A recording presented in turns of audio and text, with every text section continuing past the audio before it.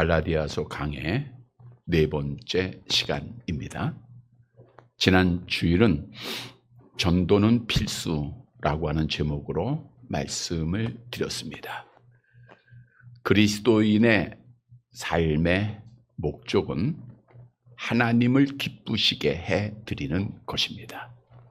우리가 어디에 있든지 무엇을 하든지 하나님을 즐겁게 해드리는 삶의 목적을 가지고 있습니다.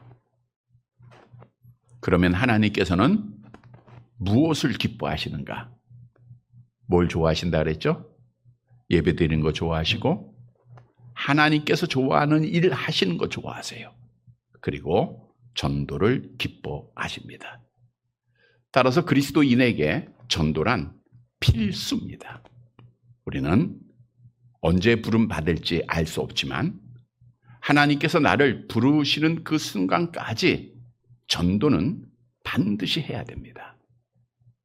바울이라고 하는 사람은 부활의 주님을 만난 후에 구원받고 그가 하나님께서 기뻐하시는 일이 무엇인지를 분명하게 깨달아 그는 죽을 때까지 하나님의 복음을 전하는 사명을 감당했습니다. 그리고 우리에게 복음은 이렇게 전하는 것이라고 알려주셨죠. 먼저 복음은 하나님의 말씀을 그대로 전하는 겁니다. 어렵게 설명할 필요도 이해시킬 필요도 있는 것이 아니라 능력은 복음, 즉 하나님의 말씀에 있기 때문에 말씀을 전하는 게 전도예요. 또한 전도는 과거를 잊어야 한다 그랬어요. 과거의 죄책감, 과거의 자랑 이것을 잊어버리고 지금 해야 돼요. 현재 내가 필수 과목인 전도를 실천해야 된다는 거예요. 그리고 기도하고 하나님 의지하고 하는 게 전도입니다. 나의 능력, 나의 힘으로 하는 것이 아니라 하나님의 능력으로 기도하면서 해야 돼요. 주셨던 말씀을 다시 한번 잘 기억하고 전도는 필수입니다. 우리 필수 과목 하나님의 은혜로 잘 이수해서 하나님 앞에 당당하게 서고 칭찬받는 사랑하는 성도들이 되시기를 다시 한번 주님의 이름으로 간절히 바랍니다. 여러분, 이 땅에 있는 모든 사람은 날 때부터 마귀의 자녀입니다. 에베소 2장 3절이 말씀하고 있죠. 함께 보겠습니다. 전에는 우리도 다 그 가운데서 우리 육체의 욕심을 따라 지내며 육체와 마음에 원하는 것을 하여 다른 이들과 같이 본질상 진노의 자녀였더니 우리가 전에는 예수 믿기 전을 말하고 있어요. 본질상 누구의 자녀예요? 진노의 자녀, 사탄의 자녀였다는 거예요. 즉 모든 사람은 아담의 타락으로 죄 가운데 출생하고 사단의 자녀로서 육체의 소욕에 따라 육체의 일을 하다가 지옥에 떨어져야 할 비참한 존재가 우리 인간의 모습이라는 겁니다. 그런데 하나님께서는 특별한 사랑으로 기쁘신 뜻대로 창세전에 그리스도 예수 안에서 하나님의 자녀를 선택하셨습니다. 에베소 1장 5절 말씀이죠. 함께 봅니다. 그 기쁘신 뜻대로 우리를 예정하사 예수 그리스도로 말미암아 자기의 아들들이 되게 하셨으니 이것은 일방적인 하나님의 약속입니다. 무조건적인 선택입니다. 하나님은 약속을 지키신 분이죠. 그래서 때가 되면 독생자 예수님을 이 땅에 보내주셨고 예수님께서 택한 자들의 죄를 친히 담당하시고 십자가에서 죽으심으로 우리의 죄를 대속해 주셨습니다. 그리고 성령을 보내시고 예수께서 그리스도이심을 믿게 하심으로 믿는 자에게 하나님은 약속대로 하나님의 자녀가 되는 권세를 주셨습니다. 요한복음 1장 12절 암송합니다. 영접하는 자, 곧 그 이름을 믿는 자들에게는 하나님의 자녀가 되는 권세를 얻었으니. 따라서 내가 예수를 그리스도로 믿고 있으면 나는 하나님의 자녀인 줄 믿으시기를 바랍니다. 천지를 창조하시고 생사화복을 주관하시고 모든 일을 가능하게 하시는 그 여호와를, 그 하나님을 우리는 아빠, 아버지라고 부르게 된 거예요. 이 얼마나 놀라운 사랑입니까? 내가 잘나서도, 내가 선을 많이 쌓아서도, 내가 어떤 의의를 가지고 있어서 시험에 합격해서 자격이 돼서 된 것이 아니에요. 전적으로 하나님의 은혜입니다. 따라서 이 땅에는 이제는 하나님의 자녀와 마귀의 자녀만이 존재합니다. 세상 사람들은 배운 사람, 못 배운 사람, 남자, 여자, 권력이 있는 자와 없는 자, 잘 사는 자와 못 사는 자, 나이 든 자와 어린 자 구분하지만 하나님 앞에는 오직 두 종류예요. 하나님의 자녀와 마귀의 자녀입니다. 선택받은 자와 택함받지 못한 유기된 자. 천국을 소망하는 자와 지옥에 가야 할 자. 이 두 구분밖에 없어요. 자, 그러면 여러분, 내가 하나님의 택함을 받아 예수를 믿고 하나님의 자녀라고 하는 사실을 어떻게 알 수 있을까요? 물론 성령에 의해서 믿음이 확증되어져 지지만 우리 사람의 눈에는 알 수 있을까요? 없을까요? 정확히는 알 수 없지만 그래도 아는 방법이 있습니다. 뭘 보면 돼요? 그 사람의 얼굴을 보고 말을 보면 돼요. 보편적으로 하나님의 자녀의 얼굴은 어떤 얼굴일까요? 천사의 얼굴일까요? 아니면 마귀의 얼굴일까요? 천사의 얼굴이겠죠. 우리 한번 옆 사람 한번 볼까요? 네, 한번 보세요. 지금 어떤 얼굴이세요? 예. 예, 그 얼굴 그대로 가지고 계세요, 지금. 예. 이게 알잖아요. 천사의 얼굴. 사람이 죽으면 천국 가고 지옥 간 것을 알 수 있다고 하는데 참 많은 경험을 해봅니다. 진짜 천국 간 사람은요, 죽은 그 모습이 천사의 얼굴이에요. 평안해요.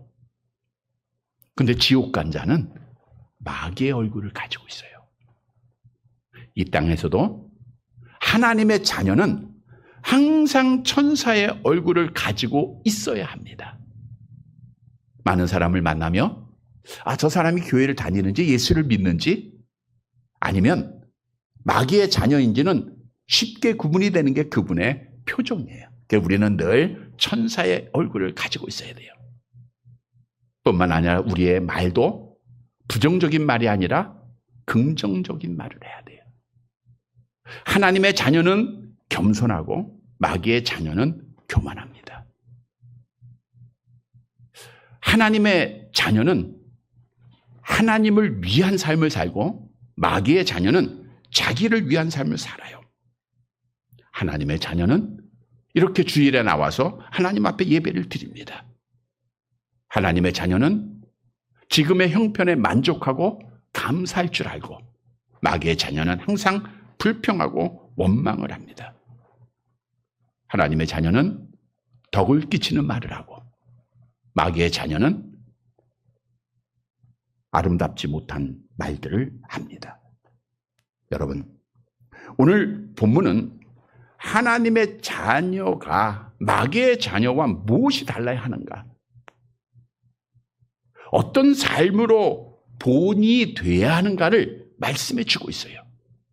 따라서 오늘 말씀을 통해서 내가 하나님의 자녀 되는 권세를 우리는 기뻐하고 감사할 뿐 아니라 하나님의 자녀답게 이 세상을 살아서 우리 하나님을 영화롭게 해드리는 사랑하는 성도들이 되시기를 간절히 바랍니다. 첫째 대지로 하나님의 자녀는 하나님을 위해서 살아 있습니다. 살아 있는 자가 돼야 돼요. 본문 18절 말씀을 함께 보도록 할게요. 갈라디아서 1장 18절 함께 봅니다. 그 후 3년 만에 내가 게바를 방문하려고 예루살렘에 올라가서 그와 함께 15일을 머무는 동안. 그 후 3년이란 사도 바울이 다메섹으로 가는 도중에 부활의 주님을 만나 회심한 후 3년입니다.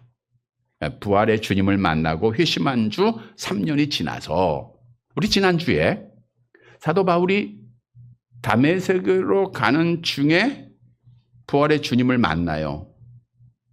그리고 나서 어디를 갔죠? 사람들을 만나러 갔나요? 사도들 만나러 갔나요? 아라비아로 갔어요.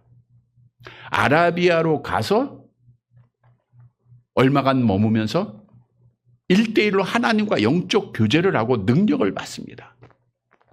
그리고 나서 다시 다메섹으로 가요. 다메섹에 가서 사도 바울은 복음을 전합니다. 사도행전 9장 22절 23절 함께 봅니다. 사울은 힘을 얻어 예수를 그리스도라 증언하여 다메섹에 사는 유대인들을 당혹하게 하니라. 여러 날이 지나매 유대인들이 사울 죽이기를 공모하더니, 사실 사울 즉 바울은 예수를 믿는 자를 잡아오기 위해서 대제사장으로부터 공문을 받고 다메섹으로 가는 길에 부활의 주님을 만나지 않았습니까? 근데 도리어 다메섹에 가서 예수가 그리스도라고 하는 복음을 전해요. 그랬더니 다메섹에 있던 유대인들이 어떻게 했어요?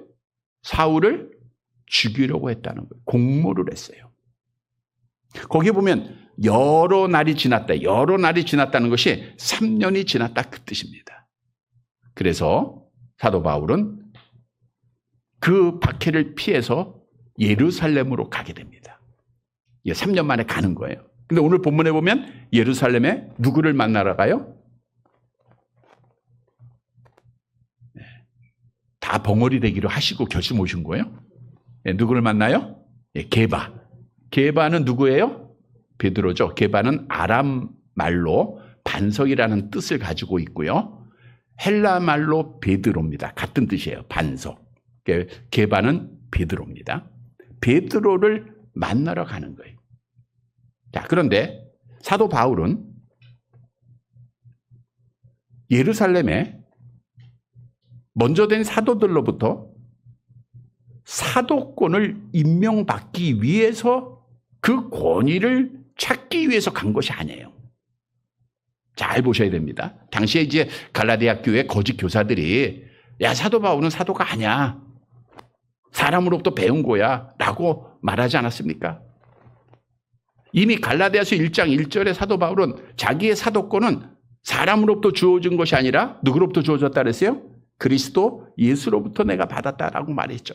이미 그는 아라비아로 가서 사도권을 받고 그리고 가서 다메섹에서 사도로서의 복음 사명을 감당한 겁니다. 따라서 그가 예루살렘에 내려간 것은 다메섹의 박해를 피해서 내려갔지만 누구를 만나요? 베드로를 만나러 간 거예요. 그런데 가보니 자, 누가 있었죠? 갈라디아서 1장 본문 19절입니다. 함께 봅니다. 주의 형제 야고보 외에 다른 사도들은 보지 못하였노라. 바울이 15일 동안 예루살렘에 머물게 되는데 뭐 짧으면 짧은 시간이겠죠. 2주 남짓 있었는데 그가 만난 사람은 야고보 외에는 없었다는 거예요. 야고보는 주의 형제라고 말하고 있죠. 예수님의 형제를 말하는 겁니다. 우리가 예수님의 제자들 중 야고보라고 하는 이름을 가진 사람이 있죠. 누구예요?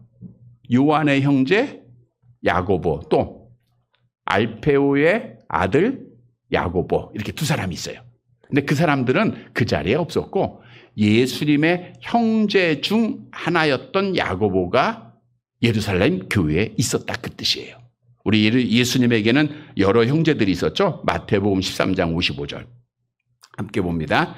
이는 그 목수의 아들이 아니냐. 그 어머니는 마리아. 그 형제들은 야고보, 요셉, 시몬, 유다라 하지 않느냐. 그러니까 예수님의 육신적인 동생은 야고보, 요셉, 시몬, 유다 네 사람이 성경에 기록되어져 있죠. 그래서 오늘 본문의 야고보는 예수님의 첫째 동생을 의미하고 있는 겁니다. 자, 그런데 야고보는 처음에는 예수님을 믿었을까요? 안 믿었을까요? 안 믿는 거예요. 예수님의 동생들은 그래도 30년 동안, 물론 이제 30년이 동생이니까 좀 덜, 20여 년 동안 예수님과 함께 밥 먹었어요. 같이 뛰놀았습니다. 같이 일했습니다. 목수에 일했고, 같이 화장실도 가고. 그런데 자기의 형이 30세가 되어서 내가 메시아다 하니 누가 믿겠습니까? 당연히 예수님의 형제들은 예수님을 믿을 수가 없어요. 그의 가족들은. 요한복음 7장 5절을 보세요. 같이 봅니다. 이는 그 형제들까지도 예수를 믿지 아니함이로라. 왜 안 믿어요? 너무 잘 알아서. 그래서 가족 전도가 제일 어렵다고 하죠. 왜요? 너무 잘 알아서. 그러나 예수님은 가족 전도를 명하고 있죠. 너무 잘 아니까 잘해서 전도하라는 거예요. 이랬던 야고보 그의 형제들은 예수님이 십자가에 죽는 걸 보게 돼요. 약속대로 사흘 만에 부활하신 주님을 보게 됩니다. 승천하는 걸 봐요. 오순절날 함께 기도하다가 성령을 받아요. 그리고 나서 예수께서 그리스도이심을 믿게 되고 하나님의 자녀가 되고 야고보는 초대교회인 예루살렘의 가장 중요한 직책을 맡습니다. 그래서 지금으로 말하면 교회 의장, 공동의장이 되었다고 기록에 의하면 전해지고 있어요. 그런데 사도 바울이 예루살렘에 갔을 때 베드로 만나고 야고보를 만난 거예요. 다른 제자들은 없었어요. 왜 없었을까요? 다른 제자들은 뭐 하고 있어요? 맞아요. 예수님이 뭐라 그랬어요? 성령이 너에게 임하시면, 암송해 볼까요? 임하시면 너희가 권능을 받고 예루살렘과 온 유다와 사마리아와 땅끝까지로 내 증인이 되리라 하셨으니 주님의 사명 따라서 전도로 뿔뿔이 흩어진 거예요. 15일 동안 사도 바울이 머문 동안 한 사람도 보지 못해요. 제자들은 다 나가서 전도합니다. 왜? 하나님의 자녀가 되었고 하나님이 기뻐한 일을 해야 되기 때문에 그런 거예요. 그래서 오늘 본문이 우리에게 주는 교훈은 하나님의 자녀는 하나님을 위해서 가만히 있는 자가 아니라 살아서 움직이는 자가 되어야 된다는 거예요. 여러분, 중요한 내용입니다. 우리 기독교는 죽은 종교예요? 살아있는 종교예요? 살아있는 종교예요. 왜요? 우리가 신앙하고 있는 하나님이 살아계시잖아요. 우상들은 입이 있어도 말하지 못하고 귀가 있어도 듣지 못하는 죽은 신이에요. 그러나 우리가 신앙하는 여호와 하나님은 살아계시잖아요. 에레미야서 10장 10절 함께 봅니다. 오직 여호와는 참 하나님이시요 살아계신 하나님이시요 영원한 왕이에요. 여호와 하나님은 살아계신 하나님이에요. 또한 우리가 신앙하고 있는 예수 그리스도 살아계셔요? 죽었어요? 죽음에서 부활하시고 살아계셔서 지금도 우리를 위하여 기도하고 계시잖아요. 히브리서 7장 25절 함께 봅니다. 그러므로 자기를 힘입어 하나님께 나아가는 자들을 온전히 구원하실 수 있으니 이는 그가 항상 살아계셔서 그들을 위하여 간구하심이라. 그가 항상 살아계셔서 지금도 예수님은 살아계셔서 우리를 위하여 기도하고 계세요. 그리고 우리를 예수 믿게 한 성령님은 살아계신 분이에요? 죽으신 분이에요? 살아계시죠? 고린도후서 3장 3절 함께 봅니다. 오직 살아계신 하나님의 영으로 쓴 것이에요. 거기까지 볼게요. 오직 살아계신 하나님의 영으로 쓴 거예요. 그래서 하나님의 영 성령은 살아계셔요. 그리고 우리가 기독교의 기초가 되는 성경 66권의 말씀도 살아있습니다. 베드로전서 1장 23절 함께 봅니다. 너희가 거듭난 것은 썩어질 씨로 된 것이 아니요 썩지 아니할 씨로 된 것이니 살아 있고 항상 있는 하나님의 말씀으로 되었는 살아 있고 항상 있는 하나님의 말씀으로 되었다는 거예요. 여러분 우리 삼위일체 하나님 믿죠? 다 살아계세요. 성경 66권 믿죠? 살아있어요. 따라서 하나님의 자녀들은 죽은 자가 아니라 지금도 살아있어야 된다는 거예요. 여러분 살았다고 하는 증거가 뭡니까? 먼저는 호흡해야죠. 그러니까 호흡을 이렇게 사람이 죽으면 코에다가 손가락 대보잖아요. 숨을 쉬나 안 쉬나. 안 쉬면 죽고 쉬면 그래도 살아있는 거예요. 마찬가지로 우리가 영적으로 호흡, 하나님과 기도하는 자가 돼야 돼요. 뿐만 아니라 정말 살아있는 자는요. 활동력 있게 움직입니다. 가만히 있는 자가 아니에요. 좀 더 졸자, 좀 더 자자, 좀 더 누워있자 이런 자들이 아니라 일어나서 움직이는 자들이에요. 그런데 문제는 오늘날 성도들은 움직이지 않으면서 내가 살아있다고 착각을 하고 있는 거예요. 한번 예를 들어볼까요? 횟집에 가면 수족관이 있어요. 거기에 물고기 있죠. 살아있는 거예요? 죽은 거예요? 살아있죠. 스스로 살아있는 거예요? 아니면 살려져 있는 거예요? 살려져 있는 거죠. 예. 거기서 그 산소기를 빼버리면 그냥 죽을 수밖에 없는 거예요. 그러나 그 물고기는 아주 자기가 잘 살아있는 것을 언제 죽을지 모르는데 살아있는 것으로 착각해요. 오늘 우리도 정말 하나님 앞에 막 큰 바다에서 막 헤엄치고 정말 살아서 움직여야 되는데 수족관에 갇혀서 고기 움직이면서 정말 교회 나와서 잠깐 예배 드리고 가끔 말씀 보고 가끔 기도하면서 나는 정말 살아있는 것으로 착각할 때가 참 많다는 거예요.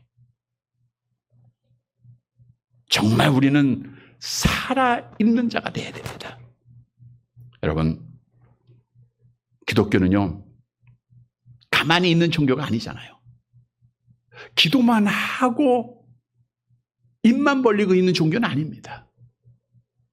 기독교는 기도했으면 믿었으면 행함이 있는 종교예요. 그래서 행함이 없는 믿음은 죽은 믿음이다 라고 성경이 말씀하고 있는 거예요. 여러 번 비유해 드린 대로 하나님 부자가 되게 해주세요. 기도할 수 있죠. 그러면 뭐 해야 돼요? 가만히 복권이나 사서 기다리고 준비하면 돼요? 아니란 말이에요. 다른 사람보다 더 열심히 일해야 되잖아요. 하나님 나에게 지혜를 주시고 기회를 주시고 기도했으면 믿고 나가서 더 열심히 일해야 되잖아요. 여러분 건강하기를 다 기도하시죠? 하나님 나에게 건강을 주세요. 가만히 있으면 돼요, 안 돼요? 뭐 해야 돼요?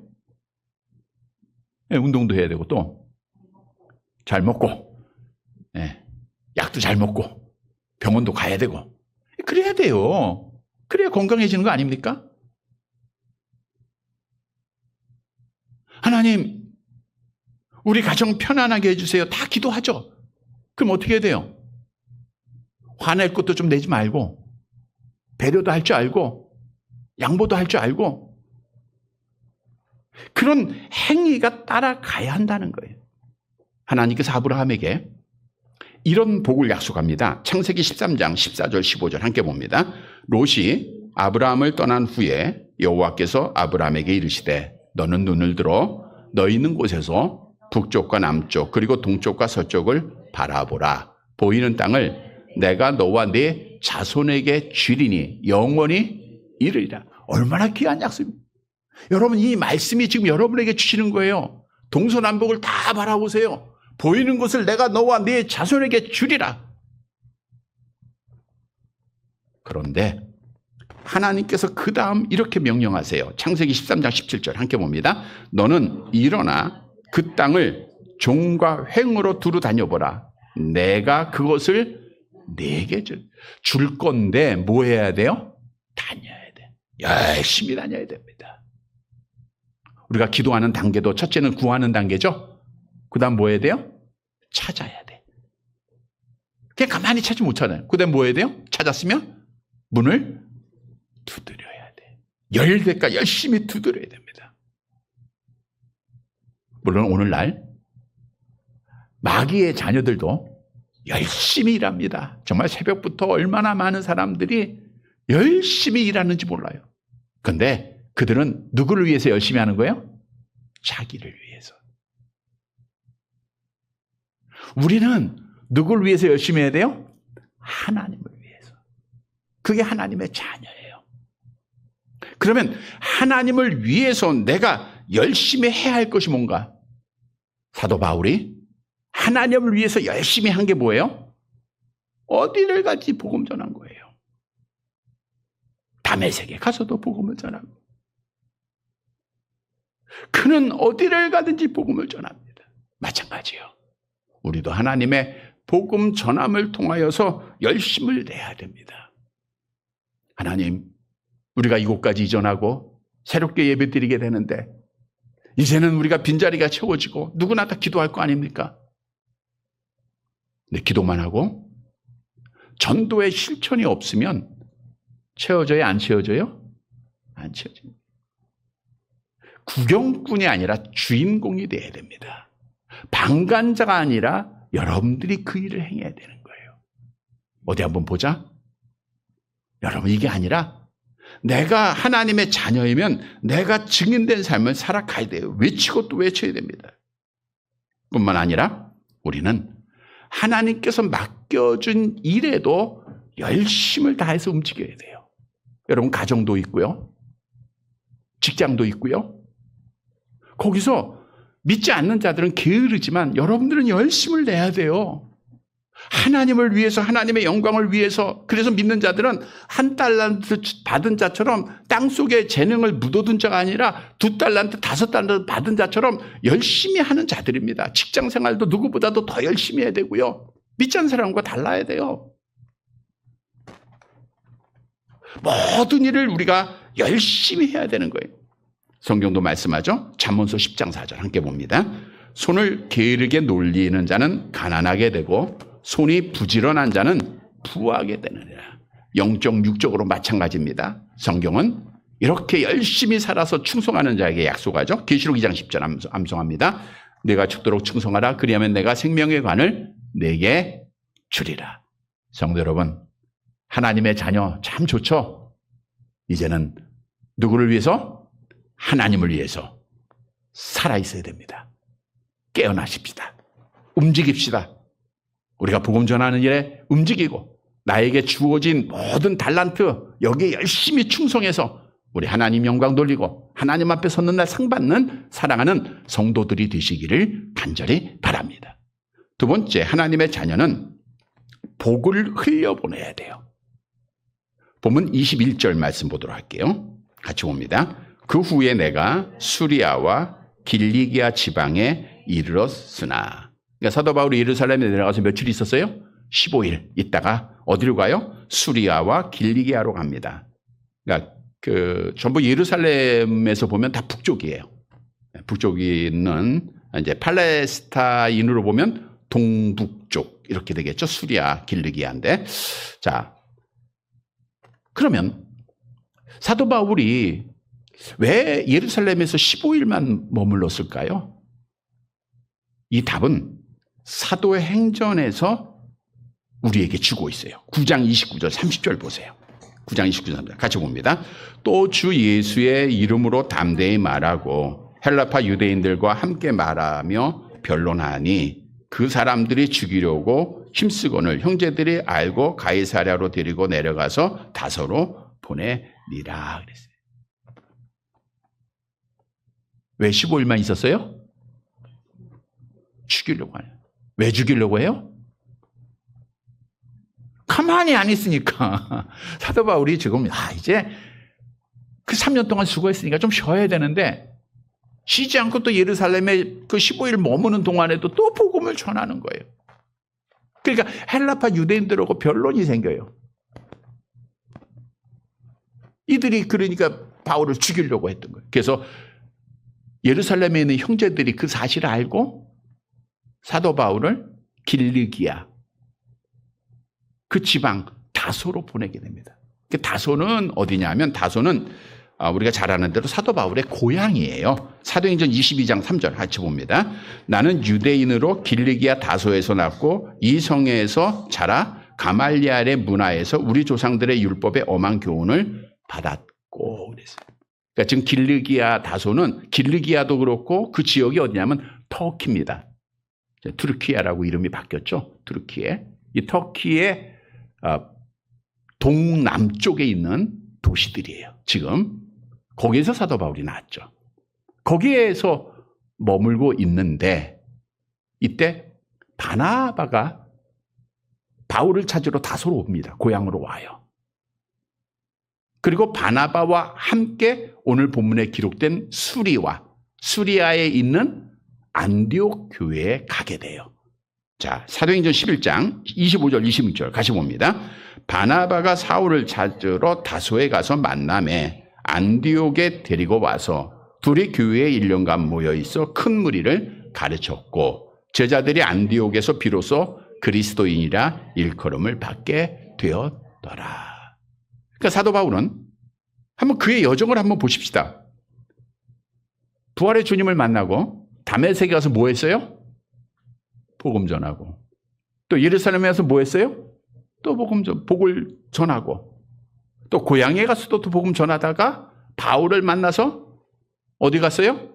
수리아 안디옥에 가서 또 복음을 전하고 그들을 훈련시켜가지고 안디옥에 있는 성도들을 그리스도인이라 칭함받게 했다는 거예요. 그러니까 사도 바울은 자기가 받은 복을 홀로 가지고 있는 것이 아니라 흘려보내는 거예요. 계속해서. 자, 그런데 놀라운 일이 생겨요. 사도 바울이 가서 가르쳤던 이 안디옥 교회가 여러분 선교사를 파송한 교회가 예루살렘 교회가 아닙니다. 이 안디옥 교회예요. 바울이 복을 흘려보냈던 그 교회에서 사도 바울과 바나바를 처음으로 선교사로 기독교 역사 처음으로 보내게 되는 거예요. 사도행전 13장 2절 같이 봅니다. 주를 섬겨 금식할 때에 성령이 이르시되 내가 불러 시키는 일을 위하여 바나바와 사울을 따로 세우라. 그래서 계속해서 이제 바울을 3번이나 보내서 그 선교를 이루지 않았습니까? 다시 말하면 사도 바울은 하나님께 받은 복을 홀로 간직하지 않고 흘려보내는 일을 했어요. 놀라운 역사에 놀라운 열매를 맺었다는 거예요. 왜요? 하나님의 자녀이기 때문에. 그래서 오늘 본문이 우리에게 주는 교훈은 우리가 정말 하나님의 자녀이면 내가 하나님께로부터 받은 복을 흘려보내는 자가 되어야 된다는 거예요. 여러분 저수지에 가두어 둔 물은 산소가 공급되지 않으면 썩어요. 그리고 나중에 뭐가 돼요? 악취가 납니다. 마찬가지예요. 하나님께서 여러분들에게 많은 복을 주셨는데 그 복을 우리가 흘려보내지 아니하고 내가 간직만 하고 있다고 하면 결국에는 썩게 되고 악취가 나게 되고 죽게 된다는 거예요. 아무 열매도 없다는 거예요. 그래서 우리는 흘려보내는 자가 하나님의 자녀입니다. 무엇보다도 하나님께서 나에게 주신 가장 큰 복이 복음 아닙니까? 이 복음을 흘려보내야 돼요. 바울이 흘려보냈던 복음이 소아시아 지역과 유럽을 통해서 또 그들이 미주국을 통해서 미주 캐나다를 통해서 또 그들의 선교사가 한국에 오게 되고 공식적으로는 1885년에 아펜셀러와 언더우드 선교사가 와서 이 땅에 복음을 전하고 그 결과 우리가 예수를 믿지 않습니까? 또 한국교회가 그 복을 지금 세계에 흘려보내고 있잖아요. 이게 우리 기독교의 역사예요. 여러분, 내가 하나님의 자녀가 되었으면 이 하나님의 자녀가 된 이 복이 얼마나 귀한 겁니까? 이 복이 귀한 것임을 알면 이걸 우리는 흘려보내야 돼요. 자녀에게 흘려보내야 되고 형제들에게 흘려보내야 되고 이웃들에게 하나하나 흘려보내야 합니다. 이사야서 61장 1절 함께 봅니다. 주 여호와의 영이 내게 내리셨으니 이는 여호와께서 내게 기름을 부으사 가난한 자에게 아름다운 소식을 전하게 하려 하심이라. 아름다운 소식을 전하는 자가 돼야 돼. 뿐만 아니라 하나님께서 나에게 맡겨진 물질을 흘려보내야 합니다. 부자 청년이 영생을 얻기 위해서 예수님 앞에 와서 질문하잖아요. 선생님, 어떻게 하면 영생 얻을 수 있습니까? 질문할 때 주님이 뭐라 그랬어요? 마태복음 19장 21절 함께 봅니다. 예수께서 이르시되 내가 온전하고자 할진대 가서 내 소유를 팔아 가난한 자들에게 주라. 그리하면 하늘에 있는 보화가 내게 있으리라. 그리고 와서 나를 따르라. 가난한 자들에게 흘려보내라는 거예요. 그럼 너가 복을 받는다는 거예요. 근데 부자 청년은 흘려보내지를 못하고 자기만을 위해서 간직하다가 결국은 멸망받은 자가 된 거예요. 여러분, 물질은 하나님이 나에게 맡겨진 것에 불과합니다. 우리는 흘려보내야 돼요. 사도행전 20장 35절 함께 봅니다. 범사에 여러분에게 모본을 보여준 바와 같이 수고하여 약한 사람들을 돕고 또 주 예수께서 친히 말씀하신 바 주는 것이 받는 것보다 뭐가 있어요? 복이 있다 하심을 기억하라 그랬어요. 주는 자가 흘려보내는 자가 복이 있는 거예요. 많이 가지고 쌓아놓은 자가 복이 아닙니다. 흘려보내는 자가 복이에요. 이러한 자가 하나님 앞에 복받을 자요 영생 얻을 자입니다. 성도 여러분, 나는 하나님의 자녀되는 권세 얻은 자예요. 하나님께서 나에게 주신 복 이제는 흘려보내서 우리 주위에 있는 모든 사람들이 복을 받게 되기를 축복합니다. 세 번째, 하나님의 자녀는 역전된 삶을 살아야 돼요. 오늘 본문 22절 함께 봅니다. 그리스도 안에 있는 유대의 교회들이 나를 얼굴로는 알지 못하고. 자, 지금 유대는 유대 나라를 말하고 있는데 예루살렘이 있었고, 예루살렘에서 우리 예수님이 예루살렘과 유대와 사마리아 그랬잖아요. 그러니까 유대의 다른 지역에도 교회들이 많이 있었다는 걸 알 수 있겠죠. 그 많은 교회들이 바울의 얼굴은 몰라요. 얼굴을 모르고 소식을 들어요. 어떤 소식이죠? 23절 같이 봅니다. 다만 우리를 박해하던 자가 전에 멸하려던 그 믿음을 지금 전한다 함을 듣고. 유대 교회들이 뭘 들은 거예요? 야, 한 청년이 있는데 전에 유대주의자로서 예수 믿는 사람을 죽이고 스데반처럼 죽인 사람이래. 많이 박했던 자가 변화가 되어서 지금 그 예수를 전하고 있대 라고 하는 소식을 들은 거예요. 그러니까 유대 교회는 어떻게 됐어요? 본문 24절 함께 봅니다. 나로 말미암아 하나님께 영광을 돌리는 거예요. 야, 하나님 살아계시구나. 하나님이 바울이라고 하는 청년을 통해서 그의 역전된 모습을 통해서 하나님의 영광이 나타나는 거예요. 그래서 오늘 본문에서 우리에게 주는 교훈은, 여러분, 나도 하나님의 자녀가 되었으면 나의 변화된 모습, 나의 역전된 삶이 하나님이 보여져야 된다는 거예요. 그래서 하나님께 영광을 돌리는 자가 되어야 한다는 거예요. 나의 변화된 삶을 자녀들이 봐야 돼요. 나의 변화된 삶을 내 친구들이, 이웃들이 보는 겁니다. 베드로전서 2장 12절 함께 봅니다. 너희가 이방인 중에서 행실을 선하게 가져 너희를 악행하다고 비방하는 자들로 하여금 너희 선한 일을 보고 오시는 날 하나님께 영광을 돌리게 하라 했어요. 여러분, 정말 이런 말 듣고 있습니까? 우리 엄마 변했어요. 들어요? 들으면 돼요. 우리 노인정에 가거나 또 친구를 만나거나, 야, 변했다. 여러분의 말, 여러분의 삶을 통해서 하나님이 보여주면 됩니다. 욕심이 많았던 자가 양보하는 자로 역전이 돼야 돼요. 불평하던 자가 감사하는 자로 역전이 돼야 되고, 화를 잘 내던 자가 온유한 자로 역전이 돼야 돼요. 세상을 사랑했던 자가 하나님을 사랑하는 자로 역전돼야 돼요. 무엇을 먹을까, 무엇을 입을까, 무엇을 마실까 근심 걱정하던 자가 먼저 그의 나라와 의의를 구하는 자로 역전돼야 돼요. 그러면 어떻게 역전된 모습을 보일 수 있을까? 답이 있어요. 사도 바울이 뭘 하면서 역전의 모습을 보였어요? 전도하면서요, 전도.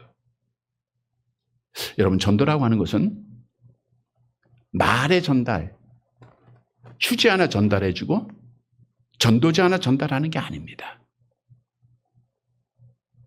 지난주에도 교훈한 대로 전도하기 전에 뭐 해야 돼요? 기도해야 돼. 쉬지 말고 기도하라. 말씀이 실천돼요. 그리고 전도지를 돌린다고 생각해 보세요. 여러분 보세요. 여러분들이 많이 한다 생각해 보시면 인사해요 안 해요? 인사도요 90도로 해야 돼. 겸손해지죠? 웃어야 돼요? 인상 써야 돼요? 인상 쓰면 안 받아요. 웃어야 돼요. 항상 기뻐할 수 있죠? 감사하게 되죠? 양보하게 되죠? 배려하게 되죠? 이걸 하게 되면 모든 게 보여져요. 모든 게. 역전된 삶이 전도를 통해서 반드시 이루어집니다. 예수님께서도 명하셨죠? 마태복음 5장 16절 함께 봅니다. 이같이 너희 빛이 사람 앞에 비치게 하여 그들로 너희 착한 행실을 보고 하늘에 계신 너희 아버지께 영광을 돌리게 하여. 착한 행실, 변화된 행실입니다. 성도 여러분, 하나님의 자녀는 역전이 있어야 됩니다. 이제는 말하는 것, 행동하는 것, 운전하는 것 다 역전되어져야 돼요. 역전. 여기 앞에 큰 길이 있죠. 거기 골목에 저기 그 롯데마트 바로 옆에 있는 자그만 길에 신호등이 있어요. 신호등이. 그 사실 신호등이 없어야 될 곳에 있는 거예요. 그러니까 100에 99은 신호를 안 지켜요. 차도 없죠. 그냥 신호가 있으니까. 근데 전도지를 들고 있을 때는 빨간불에 건널 수 있어요? 없어요? 못하는 거예요. 지켜야 돼. 초록색불 올 때까지. 여러분 이게 하나님의 자녀의 하나님 앞에 또 사람들 앞에 보여야 될 모습들입니다. 우리 역전된 삶으로 정말 하나님께 영광을 돌리고 정말 하나님 앞에 열매 맺는 사랑하는 성도들이 되시기를 간절히 바랍니다. 말씀 정리해 드립니다. 이 땅에는 지금 누가 있어요? 하나님의 자녀와 마귀의 자녀. 그럼 하나님의 자녀는 성도 여러분 어떤 삶을 살아야 돼요? 첫째로 하나님을 위해서 살아 있어야 돼요. 또 복을 흘려보내야 돼요. 그 역전된 삶을 살아야 됩니다. 사랑하는 성도 여러분, 오늘 주신 말씀을 꼭 기억하고 하나님의 자녀의 삶으로 하나님께 영광을 돌리고 하나님 앞에 칭찬받는 사랑하는 성도들이 되시기를 주님의 이름으로 간절히 바랍니다.